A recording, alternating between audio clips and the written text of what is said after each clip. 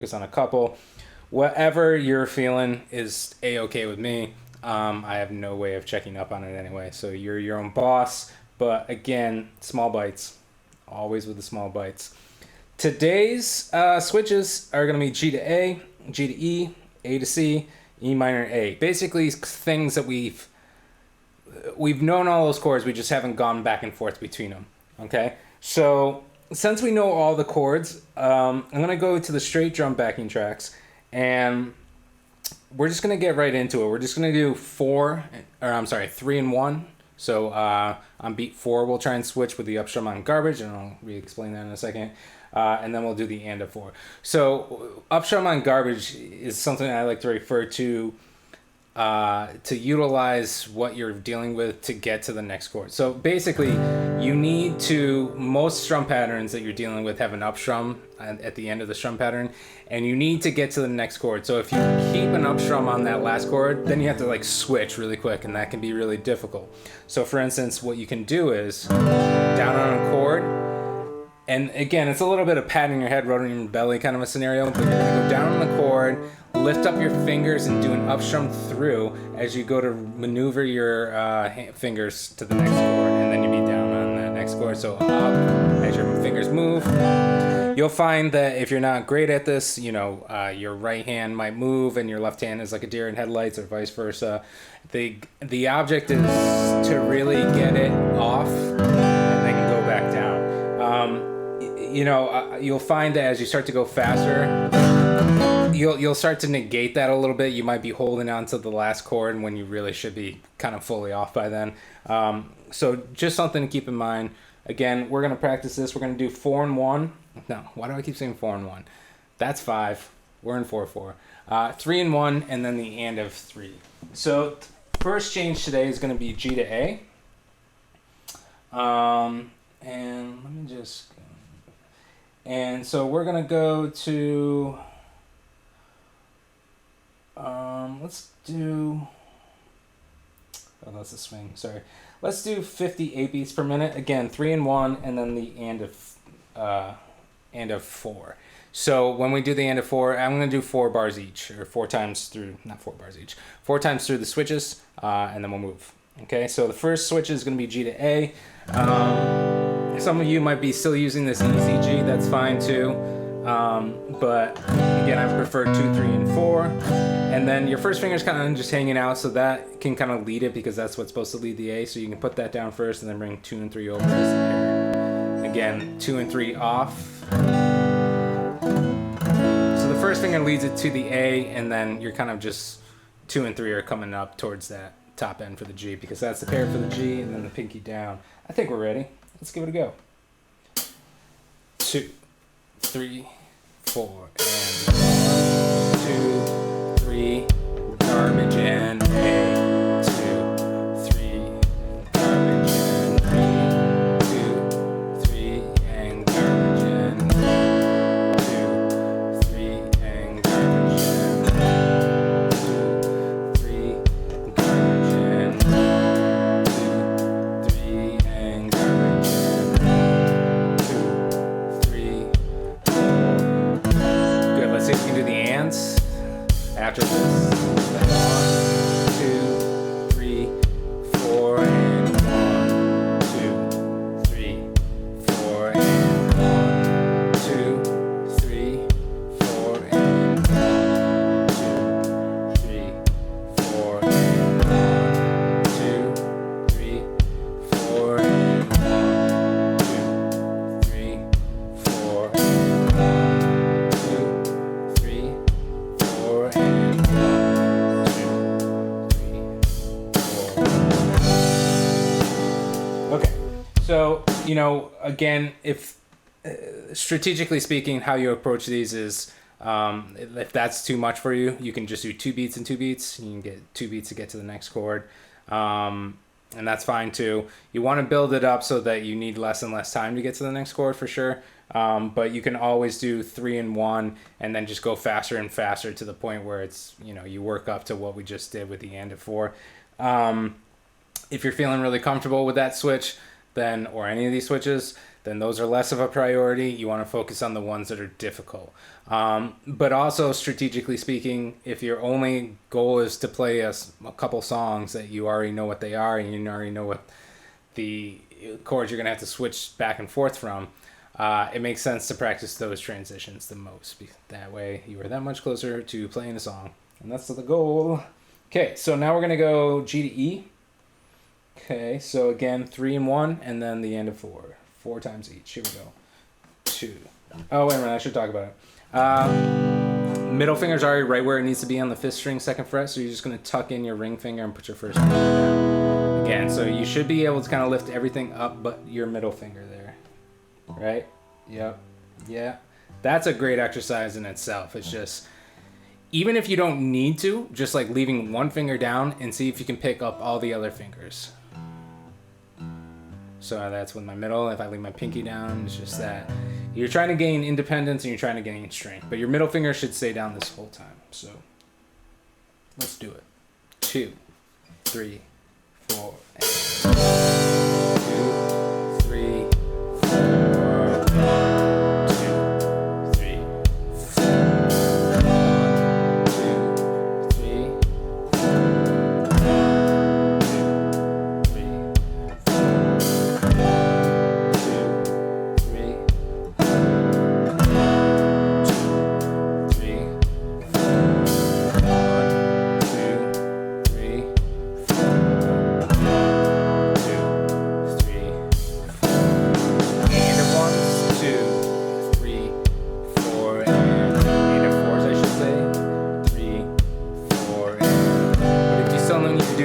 that's totally fine. As long as you get to the next chord on the downbeat, that's all that matters.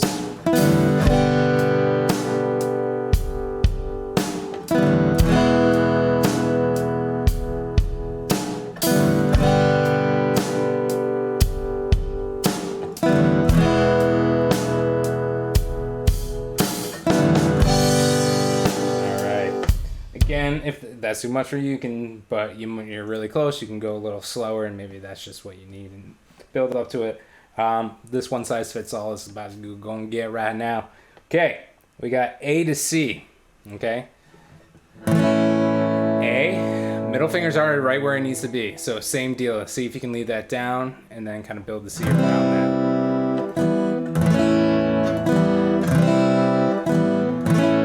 Okay. 4, 3 and 1. You know the deal. 3, 4, and almost forgot which one came first.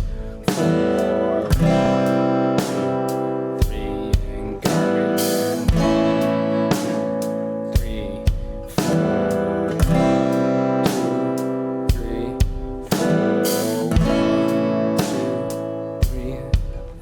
1, 2, 3,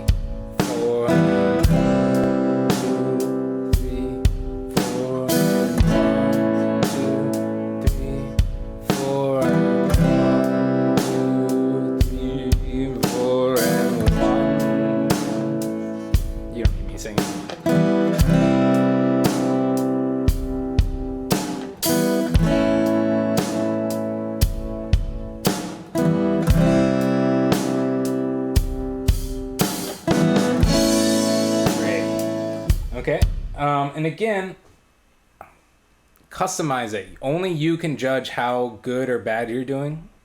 Friends can tell you too. Recording yourself helps as well. You can scrutinize that later because sometimes there's so much going on. You're caught up in the physical aspect of it that you can't really sit back as a independent observer and just go, no, that was garbage. Not garbage like we're going for, but like trash. But like if you need to, like, do 8 times on each of those. Do what you got to do. All right. So we got one more switch. This is E minor to A. One of our songs today is literally just this switch the whole time, so that's cool. So we got this to E minor, 4 and 4. Well, you know what? I should probably talk about it. Why do I always do that? Too much going on. So 2 and 3 are basically in the shape. you can kind of move down and then just kind of split your ring finger, make it go a little farther, a little faster, and put your first finger in between. So again, all these chords have a general recommended way to make it. Like the A is first finger surrounded by 2 and 3. E minor is just the pair, 2 and 3. But if you're coming from from E minor to A, it just makes sense to kind of start bringing it down. Eventually, they all start to do their thing all at once. But essentially, I'm kind of thinking about relaxing, bringing the pair down as my ring finger goes a little farther, and my first finger will tuck in at that second right there. I think that makes sense. It's just going to take practice. Here we go. Speaking of practice, 3 and 1. 2, 3, 4.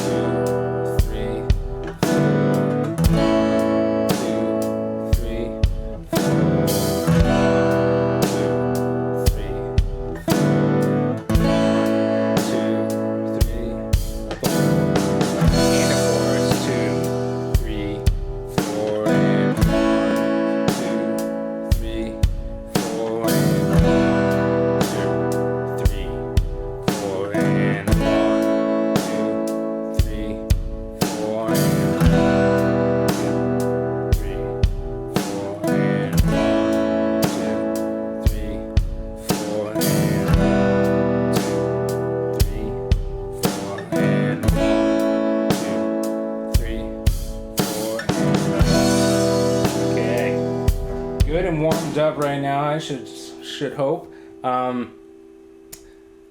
General thing that you should be always checking out for. They don't need to be perfect every single time, especially something like this where you're only striking it once. That means you only get one opportunity to make it perfect. Can be a little bit of a pressure thing, cooker. No, just pressure. And so you need to, if you're doing other strum patterns, you can kind of readjust. And that's something that you should practice as we go through these songs today, that if you don't land it immediately, that you can kind of readjust as you're going and not have it screw up your right hand. The thing to look out for, generally speaking, is really getting a good arch. So not being like lazy like this, like really coming underneath, having the fingers go straight down so that, usually if you have a buzzed note, it's because you're not applying enough pressure, or it's not close enough to the fret, or most often with chords, another finger's getting in the way of that string. And so you just have to make sure that the angle is very appropriate. That'll do it for today's transitions. We've kind of played everything that we're going to have to play. Now it's just a question of making it a little fancier. Again, today we're going to deal with roots, so I'd like to talk about that really quick, and emphasis as well. So with the roots of the chords, quick theory lesson really quick, we'll just go over it. If you start on a note, and you go a whole step away, which is 2 frets, and then you go another whole step away, and then you go a half step away, and then you go a whole step away, and then a whole step away, and then a whole step away, and then a half step away. You've played that note's major scale. That was an A, so that was an A major scale. If you play literally those frets, those are all major scales. There are 12 notes, so there's 12 major scales, but really it's a hall of mirrors. The major scale is the major scale is the major scale. It's just like a week could be Monday to Monday, it could be Friday to Friday, but it's still 7 days kind of a thing. And so the reason why I bring that up is because that's where chords come from. So instead of thinking do, re, mi, fa, sol, la, ti, do, you can think 1, 2, 3, 4, 5, 6, 7. 1, 2, 3, 4, 5, 6, 7, 1, 8. Okay? A chord comes from the first, third, and fifth note in the scale. 1, 2, 3, 4, 5, 1, 3, 5. Okay? So literally when you play a G chord, those are the notes in a chord. The guitar is just weird and broken up, so instead of playing all those notes on one string like you could, they get split up between several strings. And then, there's only 3 notes in the chord, but you're playing 6 strings, so all those other notes are redundant. You have 1, 3, 5, 1, 3, 1. Or in this case, 1, 3, 5, 1, 5, 1. So you just, the difference between those two G's is which note you're doubling up on. The 1 is also known as the root of the scale or the chord in this case. It's usually with our, again, what we're dealing with are root position chords, meaning that the lowest note in the voicing or the chord is the root, the name of the chord. So if it's an A chord, you got an A in the bass. That's the lowest note. You can have other notes from the chord, the 3 or the 5 in the bass, or other notes as well. And we're going to do that later in this course. But for today, we're just really worried about the roots. And the roots are pretty straightforward. It's, you know, no matter how many strings you're supposed to play for each individual chord. Like if you're only supposed to play 5 strings, you're going to play the 5th string as the root. If you're supposed to play 6 strings, you're going to play the 6th string as the root. So for instance, the roots for E, E minor, and G are all on the 6th string. Okay, so you're just playing that very single note on the 6th string and strumming the chord. And for major, same thing. Okay, because it's E major, E minor, they're both E's, right? G would be the 6th string. Okay, A minor or major would be the open 5th string. Okay, 3rd fret would be C. Okay, and open 4th string would be D or D minor. C, E, G, A, D. Yeah, that covers them all. So again, just to recap, if you're playing E's or G's, it's going to be the 6th string. Just that one string. A, C, okay, and then you got D's, which is the 4th string. So those are going to be the roots. And I can't emphasize this enough. What we're going to do today is play the root, maybe once or twice even, and then play the rest of the chord. And what's going to happen, what you're going to want to do, is your body's going to tell you you have to form the chord first before you can play anything. But I'm here to tell you that no, bad. You should get the root there first. That's the priority. Now with chords like C, that can be difficult because a lot of people tend to build C 1, 2, and 3 kind of a thing, even though I told you it's 2 and 3 first. It just feels a little more natural to kind of flop it out like that. But with the root, that's going to be the first thing you need to play, so that's the first thing that needs to get there. Some chords, E's, A's, and D's, majors and minors, have open roots.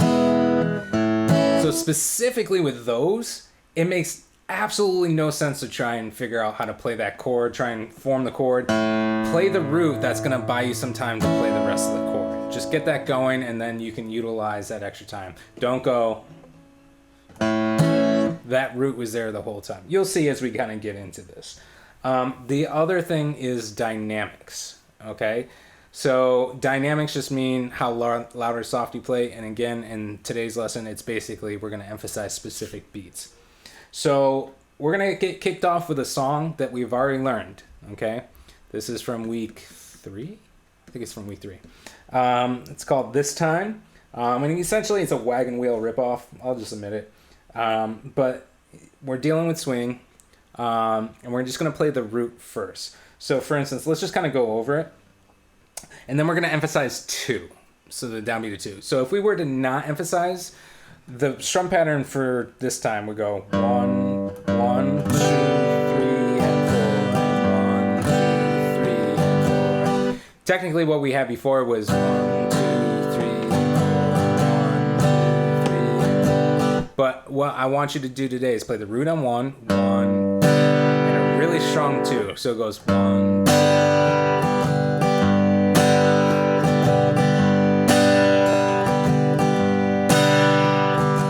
So to make that strong strum even more dramatic, you just want to be nice and relaxed on the back end of that. 1, 2, 4, 1, 2. Okay?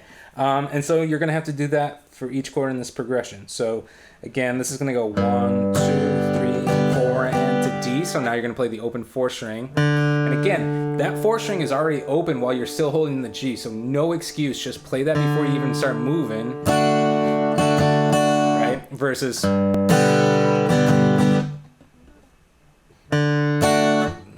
noise. Don't do that. I almost swore. That's how much I hate when my students do that. It's missed opportunity, you know? E minor is going to be open the 6th string, 5th string on the C, 3,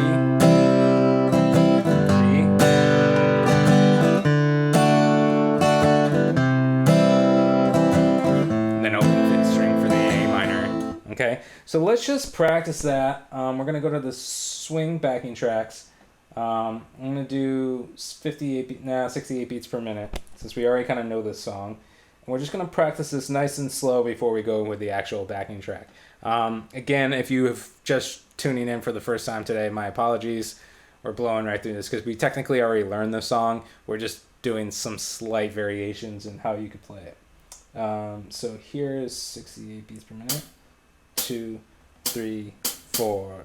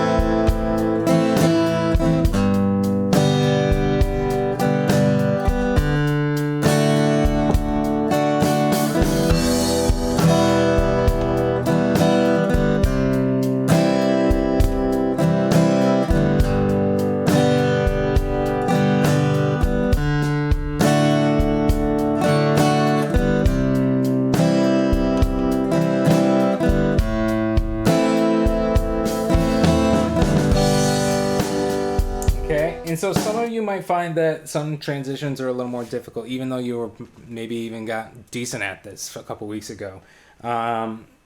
Just throwing the root into the mix can kind of throw you up potentially. So again, if that's the case, you just want to practice transitions. So, you know, if we're just doing G to D,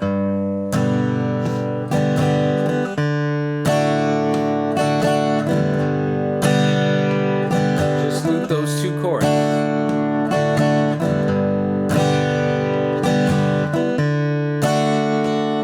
I'm gonna assume most of you can get to E minor pretty easy because it's an open root and it's only 2 fingers, but maybe E minor to C.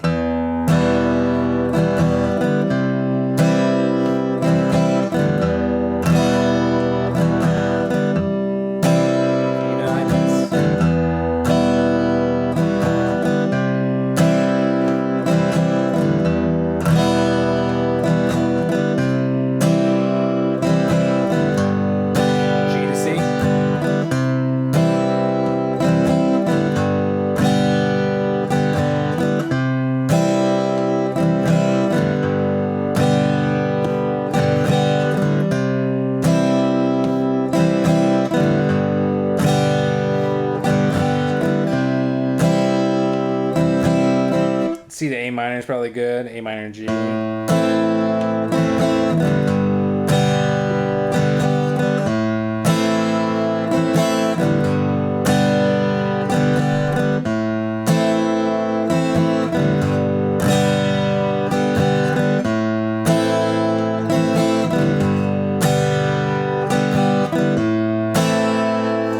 So I think that should make sense to most of you. Again, some of you might need more time with specific transitions. Some of you might need a little less. That's okay. Whatever's clever. You know, you got to do what you got to do. But again, don't just glaze over it and hope something's going to iron itself out. If there is a trouble area, like getting A minor back to G before you get it back around one, as far as you're concerned, the song doesn't even exist yet. Just practice the A minor into G over the backing track, then just the straight drum beat. Well, in this case, swing. But just the drum beat, not the official backing track for this song. Or just with a metronome or other drum beats. Just get comfortable making those changes and making it consistent. Longevity is a key player in this stuff. So don't try a tempo that's too fast and you can kind of hang in, but you're just kind of going and then you're screwing up like every other time and you're getting frustrated. You're learning tension, you're learning frustration, and you're learning mistakes. Okay? Just go slow and just see how long you can go. Again, longer is better. Okay? That's all I want to say about that. Let's try it with the actual track, shall we? This time, again. 3 and 4 and...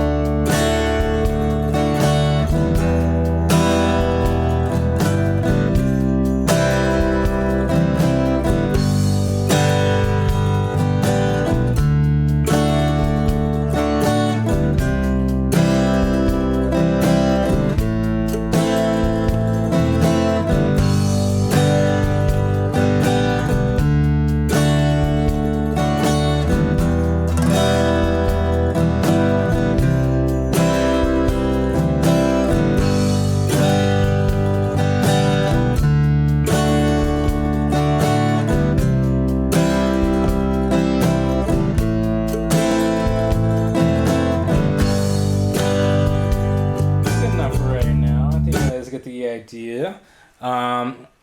If you happen to have any questions at any point, we're going to get to them at the end of this course class today. So don't be shy. Happy to help. Let me know what ails you, okay? I think that song's pretty straightforward now. I probably should have... I was tending to... Sorry, I just realized I was tending to play the same strum pattern on A minor. Honestly, that's fine. Like, you could keep the same strum pattern going. Let me just demo that really quick, so I don't really mess with you guys. So that, technically what's written. My apologies.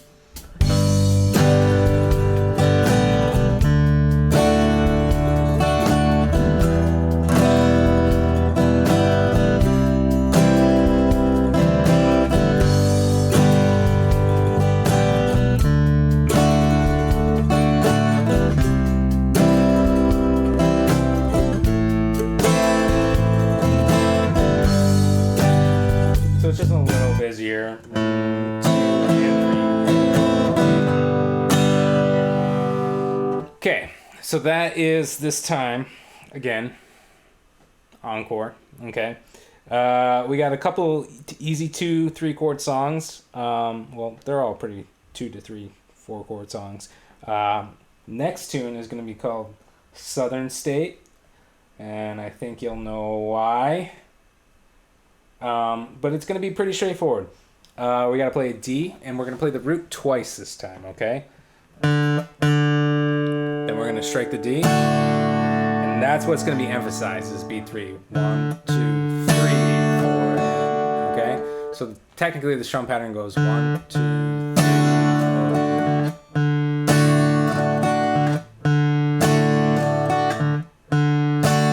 Then we got to do it for C. So that's the 3rd fret on the 5th string.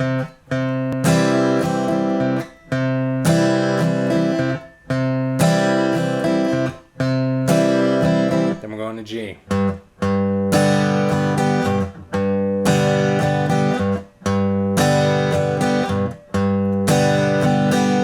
Okay, so those are all the elements. Technically, if you put it together, it would go.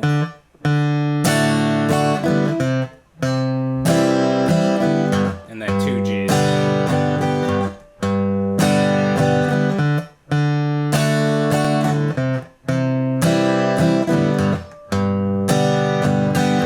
Turn it up.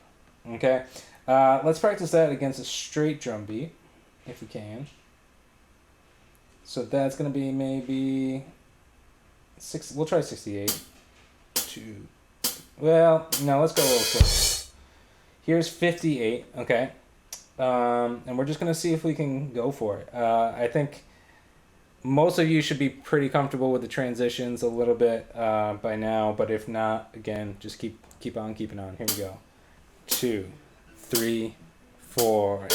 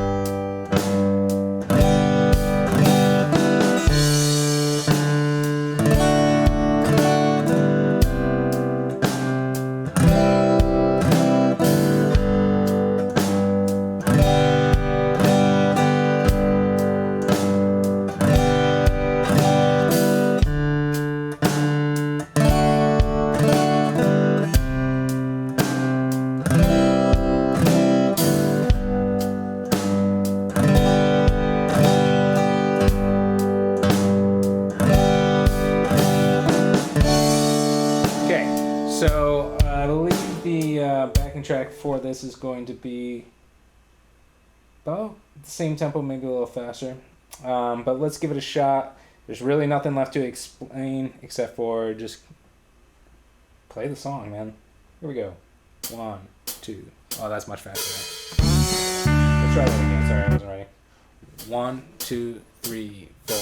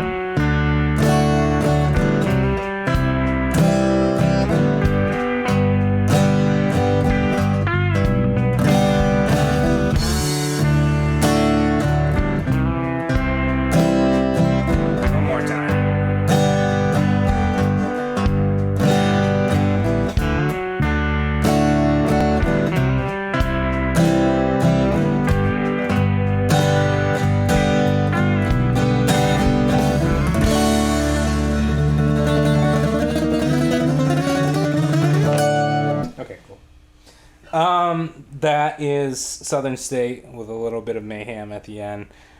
Southern State, Sweet Home Alabama, right?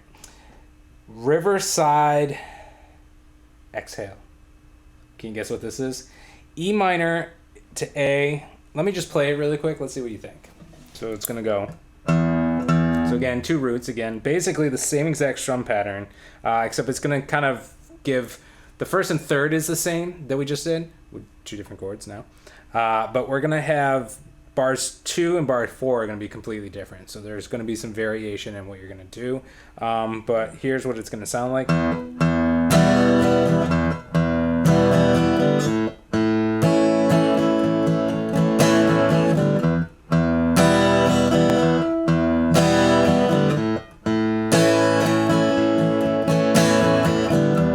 So, Riverside Exhale, it's basically Down by the Riverside, Neil Young. It's basically Breathe from Pink Floyd, Dark Side of the Moon. It's a bunch of songs, but E minor to A is a fun jam. You can start jamming with some buddies if you can play E minor to A, because it's really fun to solo over with a pentatonic scale. So if you have a buddy who knows a pentatonic scale and or has been practicing soloing, this is like a good one for a jam. All of them are good for jams, but this one specifically is really fun for it. So let's just go over the strum pattern. Again, it's the same thing. 1, 2, 3. Very emphasized 3. 1, 2, 3. And then instead of doing 1, 2, 3, 4, the second bar is going to go 3 and 4. And so 1. So let's just kind of loop E minor really quick.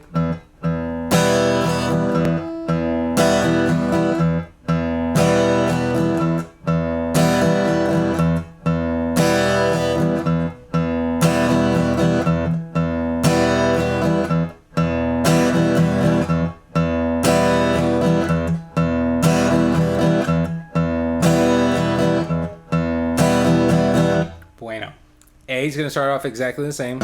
And then it's just going to be non-stop strumming, but we're going to emphasize 3 again. So it's 1 and 2 and 3 and 4. Okay, so the second bar again is going to go 1 and 2 and 3 and 4. So it's not, listen, so it's technically written that you're only playing 5, 4, and 3.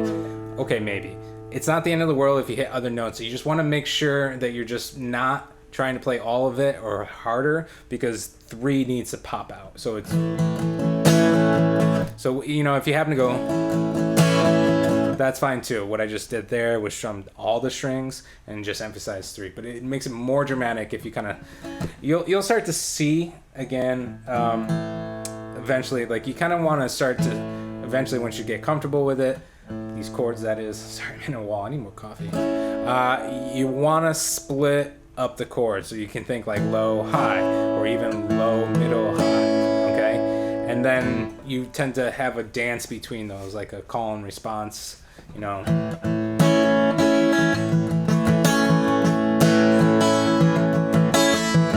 Whatever. That's where dynamics really start to come into play. However, we're just emphasizing. So again, A is gonna go 1, 2, 3, 4, and 1, 2, 3.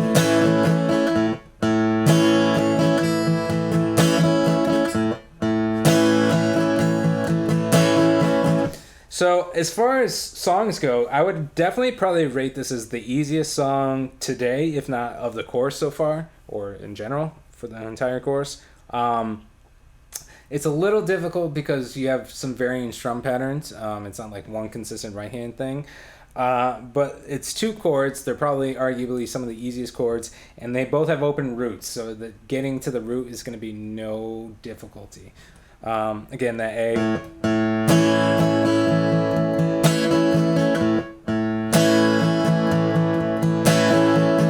Okay, so if we were to put it together, let's do it with a drum backing track. Might as well.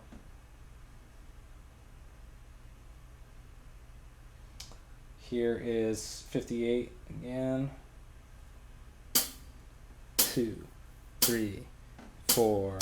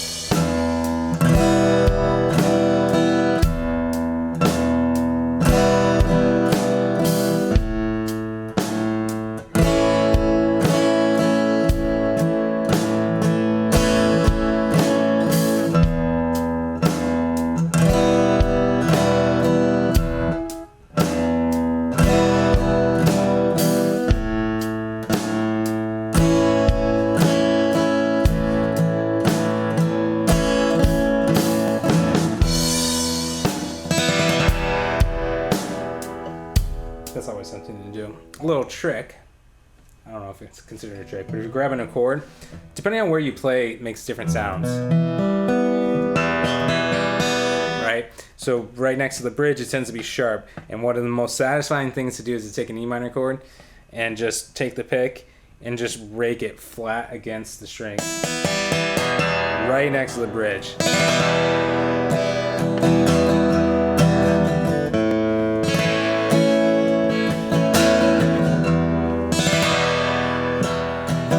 Anyway, I'm having fun. So that was a little slow. Let's go to 68, and then we'll hit the actual thing. 3, 4.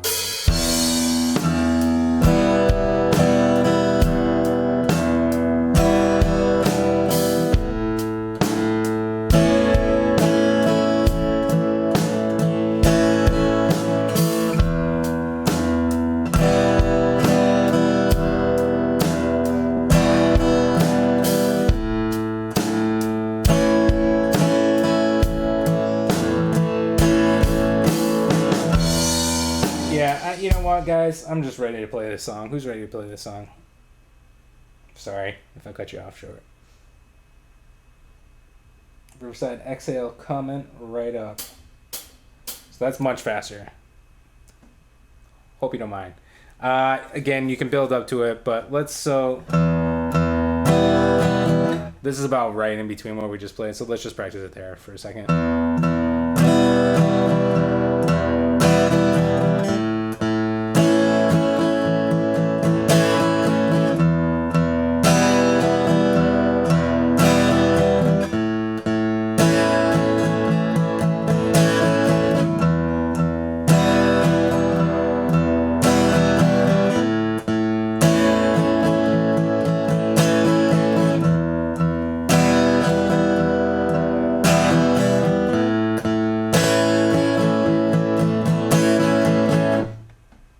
Really leaves you hanging, doesn't it?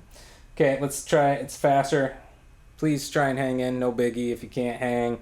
Again, you can always play this with a drum beat or just with a click or just by yourself in your room. It doesn't have to be any specific tempo, except if you're playing along with this, it does. Here we go. 3, 4, 1, 2, 3, 4.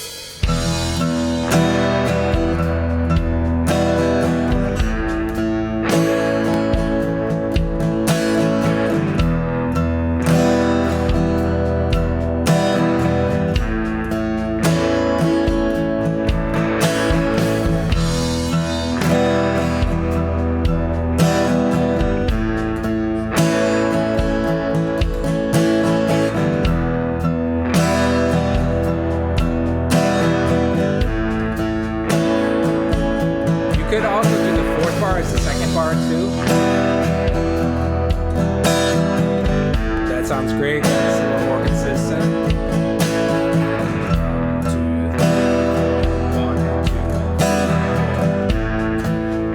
2. Whatever feels comfortable. You can even start to improv.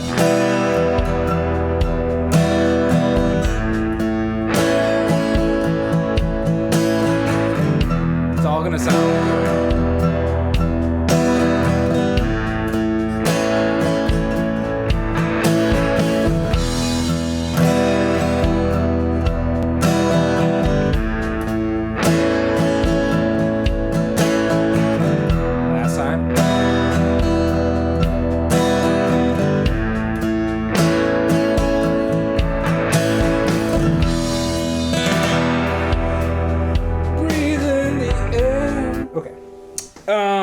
Last song. Man, plowing through the hits today. This last song's not based on anything. It's just an excuse to practice E to G, G to A, and A to C, which are all kind of new things. And they all sound good together. We're going to have a very consistent strum pattern, and we're going to emphasize an offbeat this time, so it's going to be slightly different. So let's start with this E chord. So it's going to go 1, and then it's going to be nonstop eighth notes essentially, but we're going to miss a whole bunch. So there's some tied notes in there. I don't even know if we've talked about tied notes. That's my bad if we haven't. I don't think we have. So what a tied note does is it holds a note across a bar or across a beat. So what's happening here is the and of 4 It's going to be held through the downbeat of 1, which means you're just going to skip the strings. That's all that means. And then your next thing will be an up strum. And then the next down strum after that is still being held over from that last up strum. So you're going to skip the strings again. You're going to do 1, 2, 3 up strums in a row. So it'll sound like this. 1, 2, and 3, and 4, and 1, and 2, and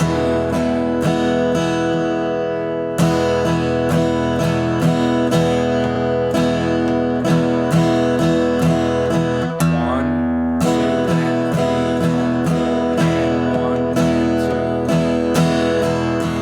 So it's really important that you don't stop this non-stop pendulum, that you just skip the strings. So it's basically non-stop strumming. 2 and 3 and 4 and 1 and 2 and 3 and 4 and the only thing different is you're gonna just miss 3 downstrokes in a row. So it's 1, 2, and 3.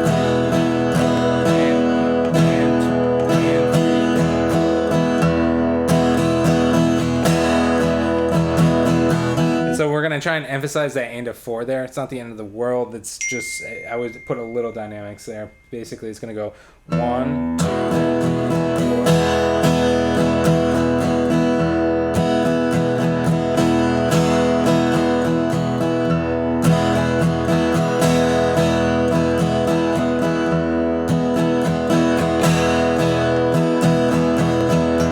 So hopefully that's feeling pretty comfortable. If it is, that's the whole song. Then you just got to switch chords. We're going to a G.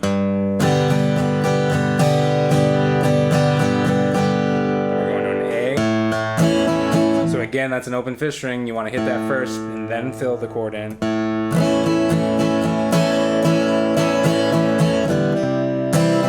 is the 3rd fret on the 5th string.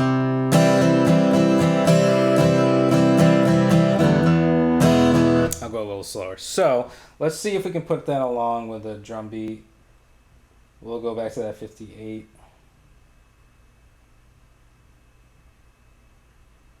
And again, if you're having trouble, you can always just pick 2 chords and go back and forth between them.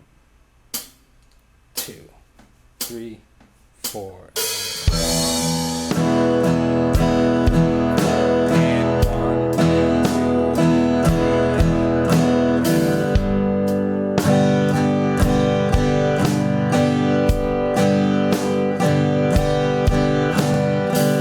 Open 5th string and then the chord.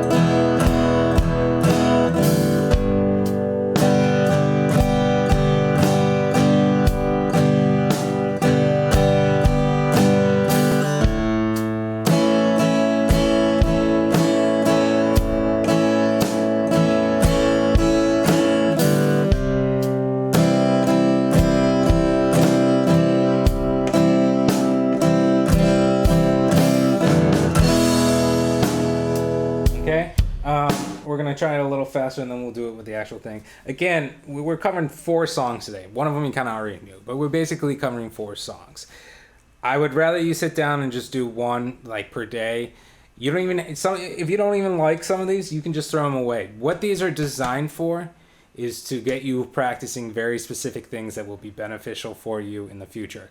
I know you didn't pick up the guitar to learn this random song that I just composed for this course. However, hopefully you like it and it gives you ideas, and maybe you take it and make it your own, or maybe it sounds like another song that you know, so then that gives you confidence to go learn that song. Whatever is clever. You're just, you know, even if you go, okay, that song kind of sounds like this other song, and I like this other song by Tom Petty better, so I'm gonna go learn an actual song. Hopefully, this, you know, gives you the knowledge that you would need to kind of accomplish that. As long as you're chipping away at it every day, just like practicing this stuff, because you will need to do all these transitions and hit these roots at some point. So it's good. Let's try to 68, and then we'll play it along with the actual track, and then we'll grab some questions if we got them. 2, 3, 4.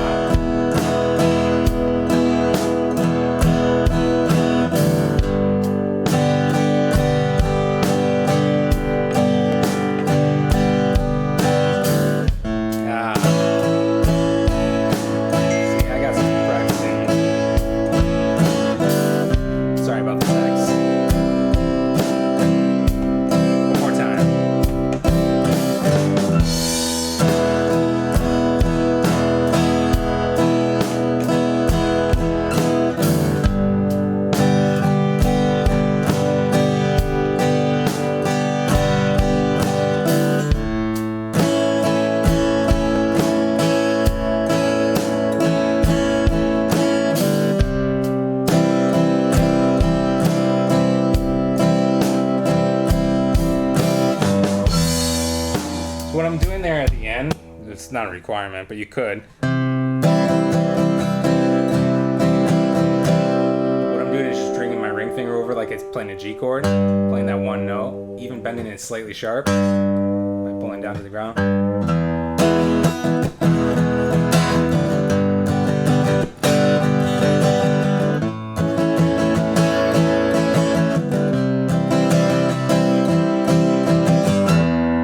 Okay. Let's go to the actual track, shall we? This is called Keep On Keeping On. Based on a true story. Not really. 1, 2, 3, 4.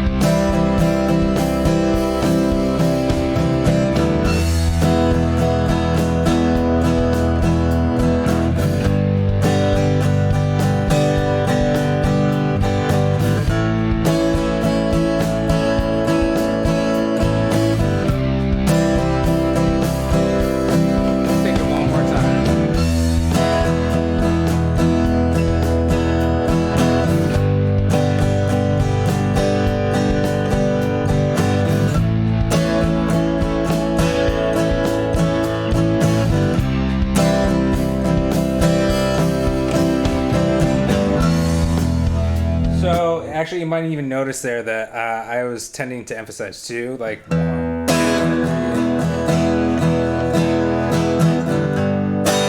So that's an option as well. Like, there's no requirements. Consistency in tone is key. That's good. But explore. Try and put it elsewhere. But originally, the way it's written is one.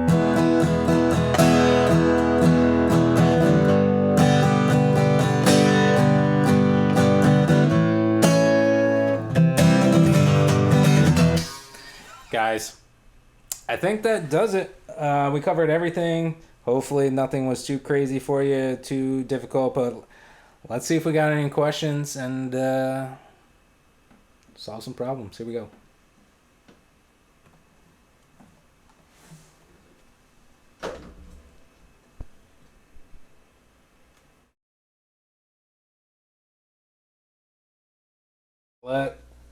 Let us check out some questions. We got a couple today. Appreciate it. First question: what are some of the songs are in the what? What are some songs that are in the style of strumming? Oh, this style of strumming. I can't read today, guys. I'm here to teach guitar, not how to read. Apparently. So again, as I mentioned earlier, I dropped hints. Today's songs are one of them was kind of like Sweet Home Alabama ish. You know, very close to kind of classic, a lot of classic rocky stuff today. Yeah, I'm trying to think. Basically classic rock, and we'll keep it easy. Do you have any exercises to practice this better? Well, I think I mentioned all the things that I want you to do that would make your life easier. There's really not a lot that can be done other than literally just practicing. Again, what I'm spending an hour with a group of people ranging in various abilities. Hopefully some of you are catching on. Some of you won't be. Some of you will be a little difficult. You won't be able to just kind of hang in there, at least to the point where you see like it can kind of go through within the next day or two. For you guys, for you who is asking the question, again, a lot of your work should literally just be taking two chords that are back to back in a song, with a specific strum pattern and a drum backing track or a metronome, and just slowly but surely just loop them for a constant amount of time. So don't just do it a couple times and then walk away. You literally have to stay focused for several minutes at a time, and then switch to another transition, then trying to put them all together. You want to put it together like a train. Just keep adding a section every single time if you can. But slow and steady wins the race, okay?